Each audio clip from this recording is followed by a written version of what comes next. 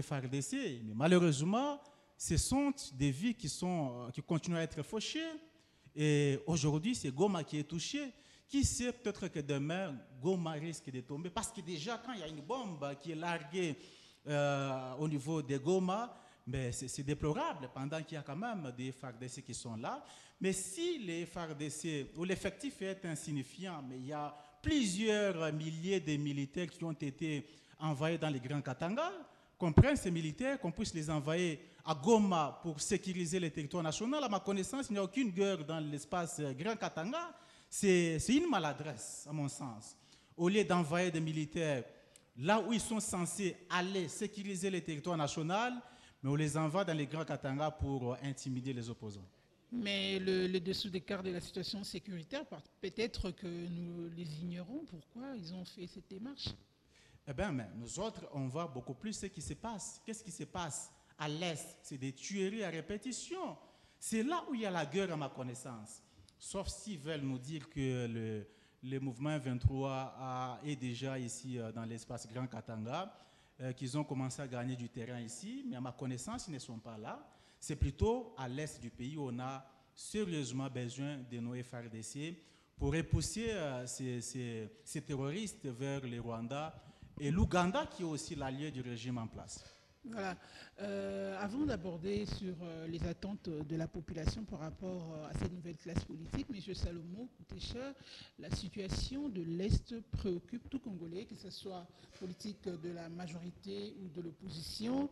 La MONUSCO se retire déjà, la MONUSCO plie ses bagages petit à petit, mais on apprend cette nouvelle de bombardement. M. Mohamed parle de l'abandon des autorités par rapport à la population.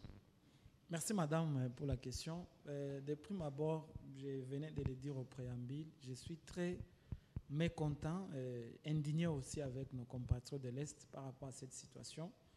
Moi, je n'aime pas quand nos compatriotes meurent, ça me met mal à l'aise en tant qu'un acteur politique. Comprenez que notre guerre de l'Est, c'est une guerre imposée. Oui, Maître Mohamed a fait allusion au président de la République qui avait dit... à moindre escarmouche, il va convoquer le Parlement en congrès pour... Il y en a de trop, mais non. Non, il n'y en a pas encore de trop. Vous êtes sans ignorer que la guerre de l'Est, c'est une guerre qui a duré plus de 25 ans. Le président de la République... Vous attendez qu'il y ait 1 million de morts alors?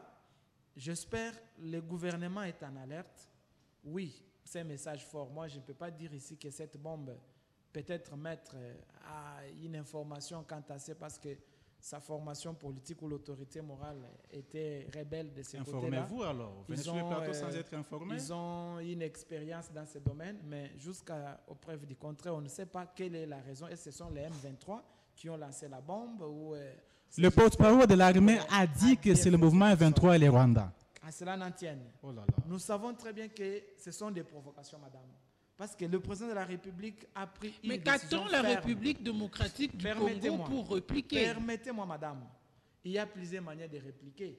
Ça ne veut pas dire que quand ils ont lancé cette bombe dans une école, d'office, école primaire, bien sûr, d'office, nous devons aussi réciproquer par les bombardements. Non.